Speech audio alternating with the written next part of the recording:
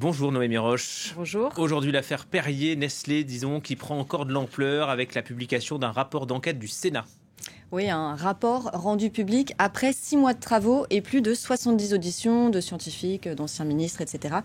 L'enquête met en lumière les pratiques de plusieurs grands industriels de l'eau minérale naturelle qui ont eu recours à des traitements illégaux. Dans la ligne de mire, vous l'avez dit, le groupe Nestlé Waters, propriétaire notamment des marques Perrier, Épar ou encore Contrex.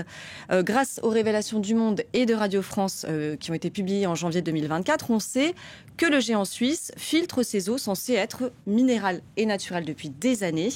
30% des marques du groupe Nestlé ont ainsi recours à des systèmes de purification tels que les ultraviolets et le charbon actif, ce qui est interdit par le droit européen. C'est donc une tromperie pour les consommateurs. Et pourquoi c'est grave ? Eh bien, on va écouter le sénateur PS de l'Oise, rapporteur aussi du rapport parlementaire, Alexandre Wiesel. Il était au micro de France Inter ce matin. Ça fait des années, en effet, même des dizaines d'années, que les eaux de ces marques, de Nestlé Waters, sont traitées. Or, l'inverse de naturel, c'est traité. Donc, lorsque vous achetez une eau minérale naturelle, vous achetez la minéralité et le fait qu'elle est naturelle. Et vous l'achetez cher parce que cette eau minérale naturelle, elle est vendue 100 à 400 fois le prix de l'eau du robinet. Donc, vous avez une fraude lorsque vous traitez vos eaux. Et si vous le traitez, c'est ce que vous avez dit il y a un instant, c'est pas pour rien. C'est parce qu'il y a un problème sur les eaux brutes, sur les eaux à la source. Et le montant de la fraude, quand même, évalué par la DGCCRF, c'est-à-dire la répression des fraudes, c'est plus de 3 milliards d'euros à minima. Donc, on parle d'une fraude massive. Voilà, le sénateur le rappelle, les eaux ont été traitées parce qu'il y a un problème à la source.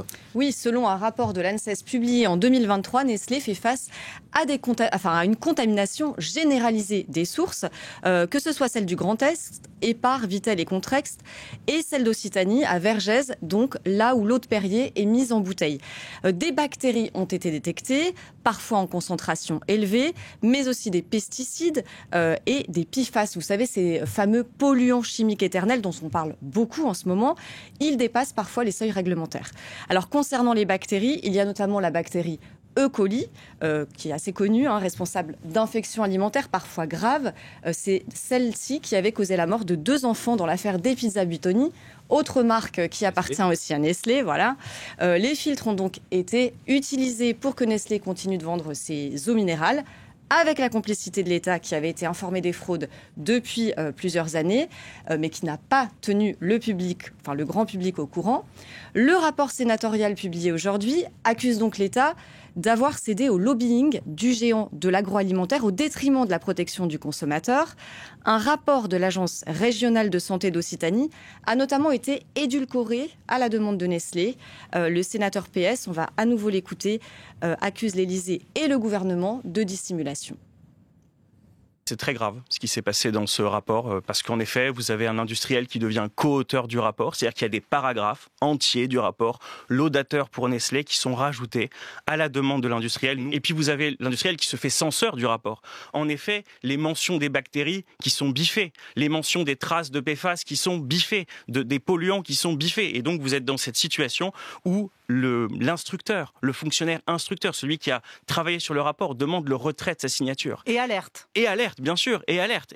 Et vous avez un triangle qui est cabinet santé, direction générale de l'ARS, préfecture. L'ARS, c'est l'Agence régionale de santé. L'Agence régionale de santé, ouais, qui choisit quand même de produire ce rapport caviardé au CODERST. Le CODERST, c'est une autorité, si vous voulez, une instance consultative locale dans laquelle il y a des associations environnementales, la société est un peu représentée. C'est ça. Et donc ça, on modifie le rapport et on amène un rapport qui est en effet caviardé. L'État ne s'est pas comporté comme l'édicteur de la norme, garant de l'intérêt général qu'il doit être. Il est rentré dans une discussion avec Nestlé. Il a dissimulé au grand public cette fraude. L'Élysée est au courant depuis 2022. Le ministère de l'Industrie l'est depuis 2021. Au-delà du... Noémie, vous vouliez finir ? Au-delà du scandale, est-ce qu'il y a un risque de santé pour le grand public ? Eh bien, selon l'ARS, Nestlé continuerait d'utiliser des microfiltres non réglementaires, des filtres qui ne garantiraient donc pas la qualité de l'eau distribuée aux consommateurs. Ils ne seraient pas toujours efficaces pour éliminer certains virus contaminant les sources, au point que l'ARS a recommandé d'arrêter la production de Perrier dans le Gard. À ce jour, il n'existe aucun contrôle approfondi pour s'assurer que des traitements interdits ne sont pas utilisés sur l'ensemble des sites de production. Le Sénat a donc formulé 28 recommandations plutôt, parmi lesquelles un contrôle effectif du niveau de prélèvement réalisé par les minéraliers, un meilleur étiquetage pour les consommateurs et une clarification de la réglementation sur la microfiltration. On va dire que ce serait la moindre des choses.